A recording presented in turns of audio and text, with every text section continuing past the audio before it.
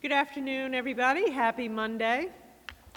Happy Monday, and thank you for tuning in today at 1 o'clock. As I do every day, I like to come before you at 1 o'clock and provide you with the best information that we have so that you can stay informed as this crisis drags on. Education is key. Education is key to keeping yourselves calm and healthy, keeping your family calm and healthy. So I hope you are able to tune in at 1 o'clock, breathe a sigh of relief, and come away with a sense of confidence that we here in the state of Rhode Island are doing everything we can and keeping everybody safe and as safe as we're able to do. You will see the data on the screen, hopefully it's there now, that our cases are remaining steady, and that gives me great confidence. Unfortunately, we saw a bit of an uptick over the weekend in hospitalizations and ICU occupancy. So obviously we don't want to be seeing that. We wish that that were going down. But overall, it's a very stable picture. We are not out of the woods, but we are experiencing a favorable trend in that we seem to be having a plateau. So I want to begin by saying thank you to everybody who's worked so hard to make that happen.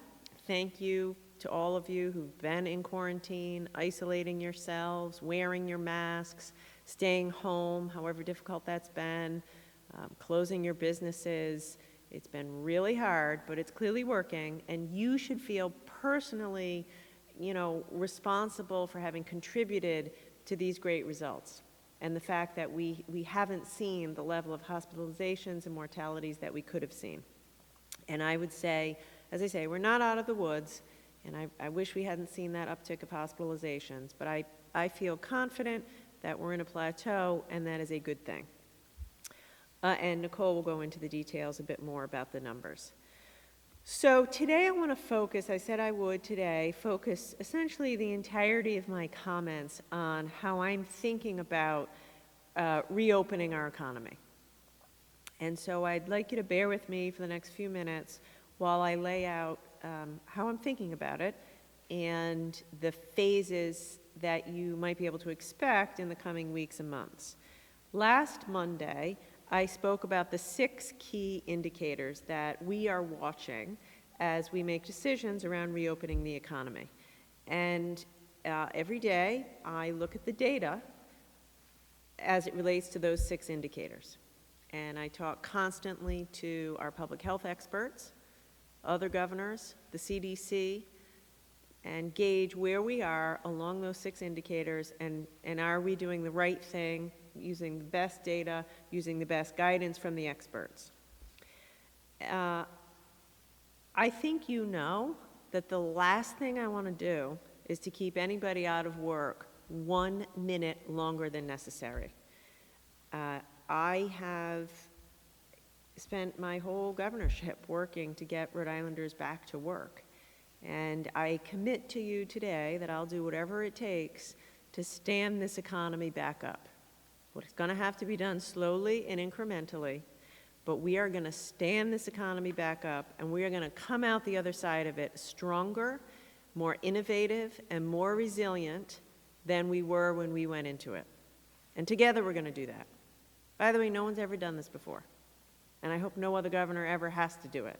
Shut down an economy and reopen an economy. So, we're going to have to be slow and methodical and careful. We're going to have to exercise a lot of judgment, but we're going to do it. I stand before you with total confidence that we're going to get you back to work as quickly as is safely possible. And I want to commend and thank the leadership of Stephen Pryor. He and I talk 100 times a day. He is on it. He has been working truly 24/7, talking to public health experts, talking to his colleagues in other states, talking to industry associations, talking to business leaders, and together we feel that we're going to be able to do this, to stage our economy back up to a place where it's thriving, and we really do believe on the other end, we're going to be stronger. We're going to have businesses be more digitally competent. We're going to have people have more skills. We're going to have small businesses start to become more technical. There's going to be new innovations that come out of this. And we together are going to get from here to there. So let me tell you what my goal is. My goal is to be on to stand here in 2 weeks from today and tell you that I'm lifting the stay-at-home order. That's the goal. That's everybody's goal. Make that your goal. Let's commit to each other, every one of us. We're going to do whatever it takes as a state, as individuals, and as your leaders to make it so that on May 9th, I can say I've lifted the stay-at-home order. That's not guaranteed. If you guys all go out today and go back to work, slowly go back to work, slowly leave your homes in the next 2 weeks, I will not raise the stay-at-home order because I won't be able to because we're going to see a spike. But if you hang in there for the next 2 weeks, hunker down, stay home, work from home, don't leave your home, do everything you've been doing, I'm going to stand here in 2 weeks and say, time to enter phase 1 of our economic recovery and time to lift the stay-at-home order. A few notes. We're in a little bit better shape than some other states as it relates to reopening our economy because we never closed manufacturing and we never shut down construction. So you may be hearing, like New York announced over the weekend, they're going to start with reopening manufacturing. Well, we never closed manufacturing because the whole time I've wanted to maintain as much of the economy as possible. So we are a little bit ahead of the game, and construction and manufacturing have continued safely, thank you guys, and they will be able to continue. We're also in a good position because our testing capacity is in a good place, better than most states, and getting better every day. Contact tracing is in a good place, getting better every day. I'm going to have updates on both of those later this week. And what I would call our safety net in our field hospitals is built and in good shape. This morning I was over at the Rhode Island Convention Center. It's unbelievable, amazing. It isn't a field hospital, it's a hospital. I would feel confident if I were to get sick and wound up at the convention center, I would feel confident that I could be treated there. And again, thank you, thank you, thank you to everyone who made it happen. So the thing is, we've spent the last few months weathering the storm together and getting ready. And I feel that we're very close to being ready. The hospitals are ready, testing is ready, the environment is ready, we're learning how to deliver meals to people in isolation, we're going to make sure we have enough adequate housing for homeless folks in isolation. We've been building, and all of that is important. And so I'm trying to give you some confidence. I need you to have some confidence that I won't allow us to reopen and go back to work unless I'm sure we're ready and I know we've got a system in place to take care of everybody. The mantra through this is planning, flexibility, and adaptability. That's what our mantra's been from the beginning, and that's what it's going to be now. It's not going to be a flick of the switch. I am not going to come here on May 9th and say, everybody go back to work, back to normal. That is not going to happen. It's going to be slow, pinpointed, gradual. We're going to do a little, collect the data, do a little more, collect the data. If it looks like we're getting into trouble, I'll pull us back. We're going to do it together, flexibly, safely, and balancing public health with the very real needs that people have to get back to work and get a paycheck. So I'd like you to put the timeline on the screen, please, and I want to take a second to go through how we think about it. We are, by the way, you'll notice a nautical theme. We're the ocean state, so we're trying to go with the nautical theme.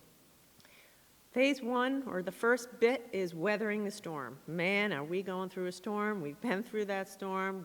We're hanging tight together, and we're getting through it.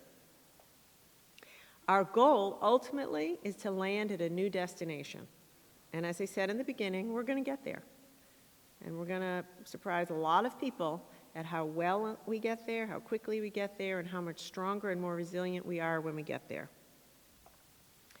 To get from here to there, we have to go through a few phases. Today I'm going to provide a rough outline of those phases and how we think about it. In the days and weeks to come, I'm going to fill in the details on this rough outline. Everybody can go to reopeningri.com. That's where this presentation will live. And as we update it with more information, more regulations, industry by industry guidelines, it will be at reopeningri.com. We're going to add to it over time as we have more information. We're also going to be taking your feedback on this site. I want to emphasize, we are in this together. No one's ever done this before, so we have to be talking to one another.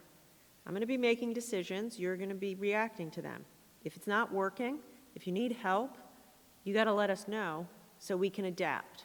This is an adaptive recovery. We're going to be doing a dance for the next 12 months. There's nothing in cement. So you have to get comfortable with a bit of flexibility, changes, working together in a more flexible, collaborative way, accepting changes as they come based upon the data on the ground. So it's important to me that we have an ability to take your feedback on the website. The first phase is what we're calling testing the waters. We're going to put our toe in the water together and test the water and see how much we can do. If I'm able to lift the stay-at-home order on May 9th, which I really hope I can, we're going to move into the testing the waters phase 1. During this phase, we're going to be able to resume some social activity and some business activity with significant restrictions in place. We are planning to limit the gathering size of social gatherings from 5 to 10 people. Office-based businesses will have to continue to emphasize working from home. Anyone who can work from home in phase 1 must work from home in phase 1. However, we're going to be allowing some limited number of employees back on site under new guidelines, and we'll be sharing those guidelines next week. Working parents will have some very limited options for childcare with strong social distancing guidelines in place, additional PPE, additional cleaning protocols. At first, the number of childcare slots that are open will be very limited, and then we will continue to grow. So I want you to start getting your head around that. This is not May 9th, everybody goes to work. May 9th, if we do this right, May 9th and May 10th aren't going to look that different from May 7th and May 8th. A few more folks can go to work. All of the business people, and there are many, many, who are at home now, lawyers, accountants, HR people, engineers, everybody who's working from home now is going to continue to work from home on May 9th. Very limited exceptions to come back into the office. If you have an office job, chances are you can work from home, and you need to continue to do that. In this phase 1 of testing the waters, just to give you a visual of what it looks like, if you have gone into the office for some limited period of time, maybe on the way home you can run some errands. Retail stores are going to be able to add in-store pickup in addition to the existing curbside pickup and delivery. Over a bit of time, you might even be able to do some browsing on a limited way at certain retail stores with strict regulations. If you want to get dinner from a restaurant, you're still going to have to rely on takeout and delivery. But towards the ends of phase 1, we might start to work with restaurants to pilot options for in-house dining, including outdoor dining. We're also going to be looking at limited pilots in the end of phase 1 for hairdressers and barbers. That's a maybe, but we want to see if we can get there. Guidelines are going to be put in place so medical offices that have reduced in-person hours or have closed now, like behavioral health therapists, physical therapists, occupational therapists, they're going to start to reopen in phase 1. Pilot reopenings of dentist office will also begin in phase 1 under strict regulations, and the Department of Health has a special program for dentists. And we're going to see limited reopenings of parks and open spaces and beaches with new restrictions in place. So think about it. Now, I want to be very clear. I'm taking a little bit of a risk today because I'm telling you today what you might be able to do 2 weeks from today. So I'm trusting you. I'm doing it because I want you to start to think about it and get prepared. I felt it was important that families, small businesses, businesses have a couple weeks to get their brain around what life might be like. Here's the risk I'm taking. If in the next 2 weeks you start to violate the stay-at-home order, then we're going to see an uptick in hospitalizations, and then I'm not going to be able to lift that stay-at-home order. And that would be a shame. Because if everyone continues to stay at home for the next couple weeks, we are absolutely on a path to start getting you back to work in a couple weeks. Also, in a couple of weeks, if we can go from 5 to 10 people in a social gathering, I need you to use some common sense. Don't start planning dinner parties in your house every night for different 10 people. That would be a bad idea. You know, you can see your family a little bit more. But still, limit the number of people you're with. You shouldn't be seeing a different 10 people every day. This is a tiny increase in our flexibility, designed to allow us to be with our family and friends and get commerce going again. But really, we have to be smart about it and incremental about it. If we're smart and incremental and we don't overdo it in phase 1, then we're going to move to phase 2, which we are calling navigating our way. Phase 2 is all about new models for businesses. More businesses will be open, restrictions will be further relaxed, you'll be able to go out to eat at more restaurants, you can get your hair cut, you can go shopping at more retailers. It will still be different. It's all going to look different. When you go to the restaurant, there'll be, there may or may not be menus. Because, and there certainly aren't going to be reusable menus. That you may see half the chairs in the restaurant removed.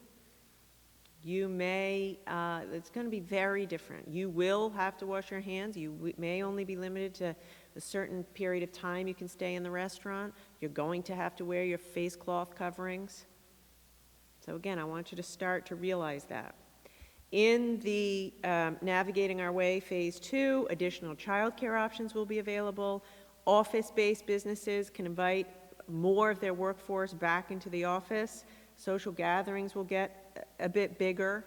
And at this point, we're thinking we'll probably go from gatherings of 10 to gatherings of 15 people. If we get through that and things look stable, then we'll move to phase 3, which we're calling picking up steam. Then we'll have some real confidence that we know what we're doing. We've learned how to live with the virus safely. We can operate commerce under a new set of restrictions, and we can pick up speed. So, we'll know, frankly, we will learn from our mistakes. We'll know what's working and what's not working, and we'll be able to adjust our approach accordingly.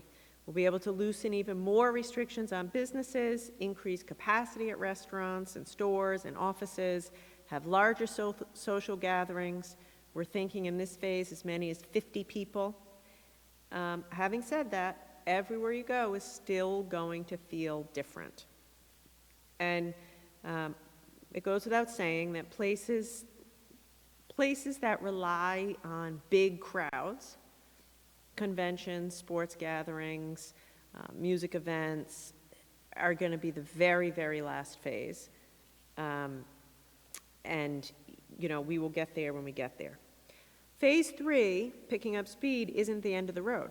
There's going to be a phase 4. It's going to be a phase 4 that will allow us to do some of the bigger congregating, be a little bit more relaxed as it relates to folks who are seniors among us, and we are going to get there. Phase 3 isn't the end of the road.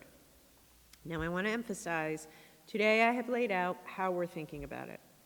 Although it may seem simple to you, what is before you represents a gigantic amount of work, thought, consultation, and effort. And it's also very much a set of guidelines, which is subject to change at any moment, depending on how the information changes. My goal through all of this is to give you accurate information, to give you as much notice as I can, to prioritize getting as many people back to work as fast as possible, safely, and to keep you updated, and to at all points tell you what you need to do in order to keep yourselves, your families, and your employees safe. That's the goal. And it's going to be gradual. That's all I'm going to continue to say. It is going to be gradual. Through all of the phases that you've just seen, 1 through 3, if there's another spike, we're going to have to pull back. I hope we never again have to get to a place where it's a complete pullback, but I can't promise you that won't happen. It's happened in many other countries, and it may happen here. And if it happens, we'll do it. And if we see a spike, we're prepared to deal with it. Through all the phases, you're going to be wearing masks. You're going to have to stay 6 feet apart. You're going to have to be constantly washing your hands, using hand sanitizer, and trying not to go out more than you need to. If at any time during any of these phases, up until phase 3, you find yourself in a crowd, you are doing something wrong. That's how I think about it. It's simple. If you're in line someplace and you're in a crowd, if you're at work in a crowd, around the water cooler in a crowd, stop, time out, doing something wrong, give yourself 6 feet. I hope that that is helpful. The question that's probably on everyone's mind is, okay, how do you know we're going to be ready to go to phase 1? How do you know you're going to be ready to go from phase 1 to phase 2? So let me offer you our best thinking at the moment around how we're approaching that.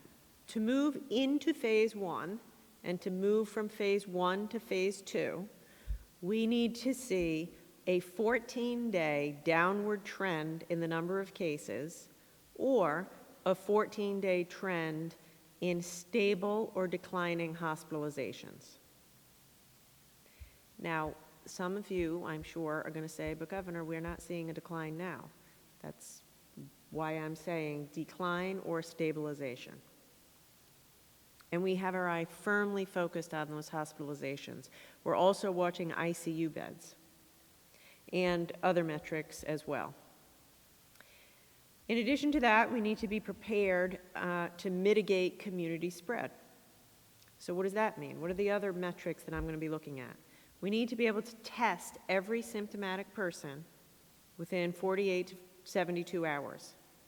We need to make sure we have enough testing in communities that are vulnerable and that have been hardest hit. We need to be running a consistent random sampling to keep track of the virus's spread. And we need to be ensuring that the overwhelming majority of contacts are traced within a day. We also need to be confident we have everything we need for healthcare workers and anyone in quarantine. That means sufficient PPE, at least 30% available ICU capacity, and complete confidence that we have services in place to get groceries and other essential supplies to individuals who need to be in quarantine or isolation. Finally, we have to have fully developed workplace guidance and regulations to ensure we have appropriate new restrictions in place with enforcement mechanisms, and we need to be constantly tracking the data to know if and when we need to reimpose some of our restrictions. Now, I'll be honest, we're not there yet. My team and I, we have a mountain of work to do in the next couple of weeks if I'm going to be able to let you go back to work in some way on May 9th. Because we aren't there yet. According to these metrics, can you test everyone within 72 hours? Do we have rock solid confidence we can test the hardest hit? Can we do the majority of contacts within 1 day? We're not there today, but we're going to work around the clock so that we are there by May 9th. And then at each stage, we're going to look at those metrics again to make sure that, some of it is how are we doing with the surge? That's hospitalizations and cases. And then the rest of it is the system ready? We have to be ready at every stage for increased volume before we can move from 1 to 2 and 2 to 3. The key is flexibility. The name of the game here is flexibility. So every week, I'm going to come before you and come back to you and update you with our progress, and any adjustments that we might have to make will be based on data. And it will be my goal, obviously, to not make a lot of changes. The hope is that we'll set something out and then operate for phase 1, and then I can tell you when we can go to phase 2. But I also know that we're learning every day about the virus and how this is going to go, and we've never done it before. So I promise you at the end of every week, I'll let you know where we are, whether we have to make any adjustments, and when I think we'll be able to move to the next phase. And as I stand here now, I feel confident if everyone keeps doing what they're doing and if we keep working to ready the system, that on May 8th we can let expire the stay-at-home order and begin to move into testing the waters. One last thing before I turn it over to Dr. Nicole. Every day I've been mentioning the high incidence of coronavirus that we're seeing in the Latino community, and again, that relates very directly to what we're talking about. We have to keep our eye on vulnerable populations. So I wanted to remind everybody that tomorrow night at 7 o'clock, I'll be holding a live Facebook town hall with Commissioner Infante Green in English and in Spanish. It's an opportunity for us to hear from members in the Latino community. We want to know what you're worried about, what you need, how we can better support you. And of course, the Commissioner is going to be able to answer any of your questions as it relates to distance learning and also some of the plans we're getting in place for the summer. So thank you for bearing with me. I know that was long, and I'll turn it over to Dr. Nicole. Good afternoon, everyone. Thank you for those updates, Governor. I also want to recognize the army of people inside and outside of state government who have been working extremely hard, almost around the clock, 7 days a week, to inform the thoughtful approach the Governor described. I want to be clear that each of these steps are fully informed by our public health guidance. We are engaged in every element, balancing public health and opening the economy, knowing that it's connected and it determines our ability to do it safely. So stay with us in being flexible and in being adaptable, and you'll know that public health guidance, data, and science is what's driving every step for Rhode Island. I want to use that to also reiterate it is critical that we follow the stay-at-home order that continues to be in place now. That is really the only way that we're able to say 2 weeks from now that we can initiate the steps shared for phase 1. We all have to work together in ensuring that. If folks start loosening up now, that can result in changes in the numbers that the Governor shared regarding hospitalizations and cases, and would subsequently result in pushing back the initiation of phase 1. However, if we all hold on and we all continue following the stay-at-home orders now, preparing and thinking about what has been shared and what will come forward in 2 weeks from now, then we can take those steps safely and carefully together. A lot has changed over the last few weeks and months in terms of the science on COVID-19. And it's our responsibility from a public health standpoint to make sure that we stay up to speed and use the science that we learn, the conversations that we're having nationally, engaging with people across the world, directly informs the steps that we're thoughtfully taking here in Rhode Island. I want to reiterate that although there has been new knowledge added, the basics in science about how to prevent transmission of this virus has been very consistent. And that's what's going to guide us through these steps. It's those basic science-driven infection control principles that are going to guide our movement between the phases that the governor described. We know how the virus spreads, and we know the steps that work to stop that transmission. It's that information that we're going to use to make it so that as we are reopening the economy, we can address fears and concerns as people return to certain elements of business cautiously and carefully by applying those elements of science that we know work for addressing this virus, stopping transmission, and minimizing the risk of spread. That means we want to focus on making sure that people can do social distancing effectively. Needing to have that gap between people helps stop the virus from spreading from one person to another. That means making sure that we are wearing some form of cloth face covering or mask to protect others from being exposed to any viral infectious particles that may occur. That also means helping to make sure that we're doing the environmental cleaning that we know matters. As the virus spreads through droplets and lands on different surfaces, doing the environmental cleaning consistently also helps stop transmission from occurring.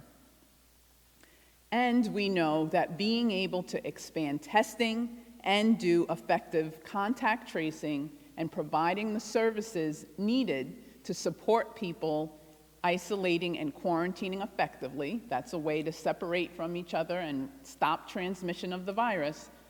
We want to have the capacity to do that. We're building that, we have it, and we're getting better, particularly in the communities most significantly impacted, doing it also, though, across all of Rhode Island. It's going to be critical for us to have these measures continue to be in place as we move forward. That's what's going to give all of us the best reassurance with going forward, and it's what we have as the plans in place. So in terms of the data for today, we have 269 new cases to report. We also have 266 COVID-19 patients who are currently hospitalized. That includes 81 people who are in intensive care units, ICUs, and 56 people on ventilators. Unfortunately, we also have 7 new fatalities to report. There was one person in their 50s, one person in their 60s, one person in their 70s, and one person in their 80s. The remaining 3 people were in their 90s. All 7 of these people lived in congregate living or congregate care settings. I know that the Veterans Home has been in the news a lot lately, and I know that the governor talked about the Veterans Home a little bit yesterday. It's important to note that although these fatalities are unfortunate, and our thoughts and prayers go out to the families that are dealing with that, I want to also be clear with sharing the data. What we are reporting today among residents did not happen at any of the vets' home in terms of fatalities. As the governor said yesterday, and as I have shared previously, in our congregate settings, we are handling any cluster of cases extremely aggressively. We know that it's a place where the virus can transmit more easily because people are closer together. And we know that we are dealing with an important medically fragile or physically fragile population that's at risk. For the Vets Home, I want to say thank you to the Vets Home leadership, General Backus, Director Yarn, We've been working closely as the Rhode Island Department of Health team and the National Guard team to get almost all residents and staff tested through this weekend and into today. We still have to test about 7 or 8 residents and a proportion of the staff. But at this point, 12 residents are positive and 2 staff members are positive. Unlike the first person who tested positive at the vet's home on Friday, none of these residents that I've just reported are displaying any symptoms. So it's important to recognize there isn't a bunch of coughing or the usual COVID-19 symptoms that are occurring, but because we are taking the aggressive infection control approach that I've shared is important for us to do at this time in congregate care settings, it is allowing us to identify people who do not have symptoms but are positive for this illness so that in a setting such as this, where infection can spread more easily and you have a population that's at higher risk, we can make adjustments aggressively and quickly. So we're able to identify the residents who are positive, make sure they continue to receive the care that they need, and are separated from areas where the residents are negative. Similarly with the staff, it allows us to be aggressive in how we are responding and doing everything that we need to do. It's also, this also highlights why it's so important for people across the state to continue to take the steps the governor and I have been mentioning, even if you feel 100% healthy. Feeling healthy is important, but as we're learning more about COVID-19, it does not mean that you may not be a carrier or have COVID-19. And so that's why it's important during this time, leading up to the phases, but not before, that everyone continues to stay at home order, that everyone continues to avoid groups of more than 5 people, interacting with just the same people each time. Everyone continues to wear cloth-based covering when in public, that you continue to wash your hands multiple times throughout the day, and importantly, continue to keep a distance of at least 6 feet from each other whenever possible, particularly in public or other settings. We continue to follow these important steps. It will allow us to move forward together with confidence and safely, taking care of Rhode Islanders. With that, I'm going to get us started with questions. Doctor, if you would stay at the podium, please. The first question's for you. From Michael Bilo of Motif Magazine. Are managers of public or quasi-public housing, often populated by elderly or disabled residents, obligated to notify tenants if someone tests positive? Are managers notified, or does HIPAA prohibit that? There's one more part of the question, but I'll let you start with that. We work closely with public housing and quasi-public housing facilities to help them understand when it's important to make sure other residents are aware of what's going on, because it can have a direct impact on those residents, versus when to balance that with protecting confidentiality. So that guidance comes directly from us to the entities that we're working with, whether in a housing unit or an employment setting or some other type of facility. It's an important balance to take, knowing that when people need to be made aware because it impacts the outcomes for them, then that's when we advise that to occur. And the last part of the question is, what is the Department of Health's role in contact tracing if someone declines to cooperate? Our team is very effective at getting people on board with understanding why the contact tracing steps are needed, how it's going to help us, as I talked about, allowing us to isolate and quarantine the people who have been exposed, and getting people to follow.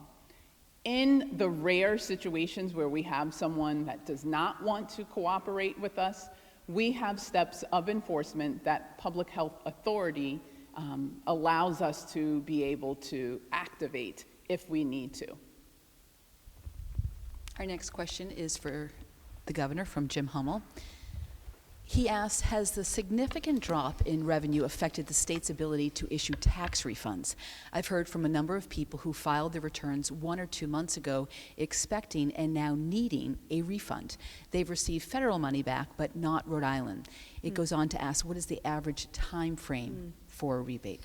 It's a good question. I don't know right now the average time frame, though I can look into that, but I do know that they are on schedule. So our revenue is not at a place such that we're not able to provide the refunds, and they're doing it as quickly as they can.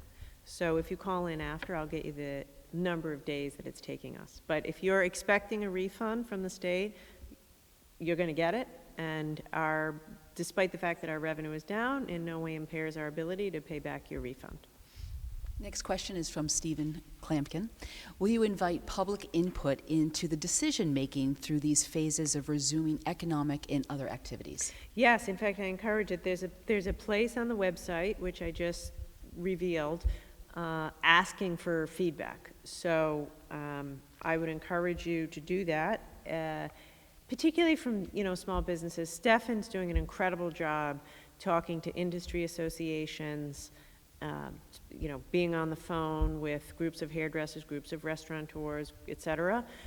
But if you have feedback, I would encourage you to send it to us, and that's exactly why we put a place on the website for you to do that. Matt Allen from WPRO Radio asks, Governor, you mentioned collecting data between the phases. How much time do you think we will need to get enough data to make a decision as to whether to move on to the next? In a perfect situation, how much time would this all take? Yeah. So, Matt, one of the things that we've been working very hard to build is basically a dashboard which allows us to collect data constantly. So at this point, every single day, we get data around number of hospitalizations, number of tests, number of ventilators being used, number of ICU beds occupied, et cetera. We can test, we know on a daily basis how many contacts were traced, how long did it take us to complete a case investigation. So I get those on a daily basis from the day before. And as I said, what we're looking for is trends. So we're looking over a 14-day period, what is the trend? And that's as good as anyone's going to get right now, and I feel confident that that's good enough for us to have for data around making decisions, with the big caveat that as things change, we have to change. The good news is, because we've worked so hard over the past month and a half, we have a pretty good handle, like we're tracking mobility data. Mobility data is a good leading indicator as to, are people following the social distancing rules? If not, you're going to see a spike. At the other end of the spectrum is, of course, hospitalization data, and then there's different benchmarks in between. So we've developed a system to get data on a continuous basis, and I'm sure it's better than most states. It's as good as any state. It gets better every day. And I feel confident. I wouldn't be saying we could go back to work if I didn't think that system was at a good place. Ryan Belmore of What's Up Newport asks, what does domestic travel in and out of Rhode Island look like in each phase? Mm-hmm. At what phase does the 14-day quarantine order end for visitors? Yeah, it's a good question, and the honest answer is we're still working on it. This is a big deal. So 2 things. One, I'm in almost daily contact with the governors in this region. And my chief of staff and Dr. Alexander Scott and Commerce Secretary Pryor are in daily contact with those other governors' teams. Everything we're doing, we're going to try to collaborate within the region. Travel is something we're going to try to get aligned on with the other states. Secondly, the 14-day quarantine, I want to remind everyone, is absolutely in place now, absolutely in place for the next 2 weeks, almost certainly going to continue to be in place in phase 1. So I don't want anyone to start to think about the relaxation of that. Border control, for lack of a better term, is a big deal. I don't know the right answer today. It is complicated, it is complex. We've seen it all over the world. that if you don't get that right, you can run into trouble. So we need some more time to figure it out. Perhaps you both might have a response for this next question from Tara Granahan. Home healthcare workers say they are not fully equipped with PPE and feel ignored while continuing to go to work in other people's homes every day. Your thoughts on this? Yeah, we understand that home healthcare workers are just as critical to our infrastructure and workforce, and are oftentimes connected to the same workers who are working in congregate settings, either the same people or connected to that group. To that end, we have wanted to make sure that folks who work also at a nursing home or other congregate setting have the PPE that they need, and will continue to and welcome the feedback of concern for those who are entering homes if there is someone that is COVID positive that they are caring for. We've wanted to make sure that PPE is available to them. We're also working with leadership across the congregate settings to continue to collect information on workers who are working in multiple facilities, whether it's other home health agencies or other congregate setting facilities. Collecting that information also helps us be pinpointed in making sure that PPE is available for the people most at risk. So this is a priority that we want to continue to address, as we have an amazing team working overtime to make sure that we have enough PPE in the state for our prioritized groups, such as healthcare workers in entering homes and in congregate settings. Thank you, Doctor. Next question's for the governor from John DePietro. Brown University President Paxson wrote an op-ed for the New York Times warning dire consequences if colleges and universities do not reopen this fall. Did you read it? And what can you tell students about plans for URI, RIC, and CCRI for the summer and the fall? Yeah, great question. So I did read it. Furthermore, every Saturday, Stefan and I have a phone call with a different group of leaders, and President Paxson's been on that call, and I want to thank her for that. You know, what we are going to do, what I am going to do at some point, is require all of the colleges and universities to provide to the state their reopening plans, just like I did last week with hospitals. Last week I said to hospitals, we'd like you to get back into the business of doing non-critical procedures, non-critical surgeries, and I gave them a deadline of today, actually, and they all get their plans in. Today, we are reviewing all of their plans to see if they can reopen safely. What's the infection control plans, PPE, staffing, et cetera. We're going to do the same thing for colleges and universities. Right now, we're formulating what the elements of a complete plan are, and we're in constant contact with higher education, certainly, obviously, URI, CCRI, and RIC. We'll have them submit our plans, and we're going to work with them so that they can reopen. I agree. I would like them to reopen. The question is exactly how, what does it look like, what kind of testing has to be in place, how are they going to handle non-US students, will it be a combination of distance learning and in-person learning, how are they going to deal with their dormitory living. So I'm on the same page that it's a goal to shoot for. And as I say, there's a mountain of work between here and there to make sure that we can do it safely. I also think it's important to give universities some flexibility, you know, so every student population is a bit different, and we need to account for that and give them some flexibility. I know some universities, not in Rhode Island, they're thinking of starting, you know, teaching for 9 months, but not necessarily starting in September, maybe pushing back the academic year. So we'll work with them, we'll be flexible, but I share the goal. I think it's right. Tanya Signori of the RI Echo says, recently, President Trump made an inaccurate statement about an incorrect way to use a disinfectant. The medical experts by his side stayed quiet. They could have corrected him then and there, but chose not to. Why are key people not stepping up? What are your thoughts? So, Tanya, you'd have to ask them. You'd have to ask them. I also saw that and was shocked that the president suggested we ingest bleach in order to keep ourselves safe. I would strongly advise you not do that. Here's what I can tell you. Here in Rhode Island, I am listening to the experts. Nicole and I talk constantly. She has a team, she has a top-notch team of public health experts who she listens to and who I listen to. We're in touch with the experts at Johns Hopkins. We're in touch with the experts at the CDC. We're in touch with the experts at Brown University and Lifespan and in Rhode Island, many of whom are world-class. At no time have I gone against their guidance. I listen to them, and they are absolutely free. The reason you don't see us fighting up here is because we work through it together ahead of time. And I'm following their guidance, and we're going to continue to do that the whole way through. So I can't speak to what's happening in Washington, but I can absolutely assure you that that's not what's happening here, and we speak with a unified voice, and we're going to give you the best information we can. Next question is from Ethan Shorey of the Valley Breeze. The Breeze-sponsored state spelling bee was postponed on March 13th. Do you see any path for us to host a bee with about 25 participants and another 25 parents in attendance and socially distance? Or might such an event be considered too dangerous? Should we end our efforts for this year? That is heartbreaking, Ethan, to have to read that, because my heart goes out to these kids. I think you need to find another way to do the spelling bee and do it virtually. As I said earlier, I hope 2 weeks from today to say that we could have social groups of 10 or fewer.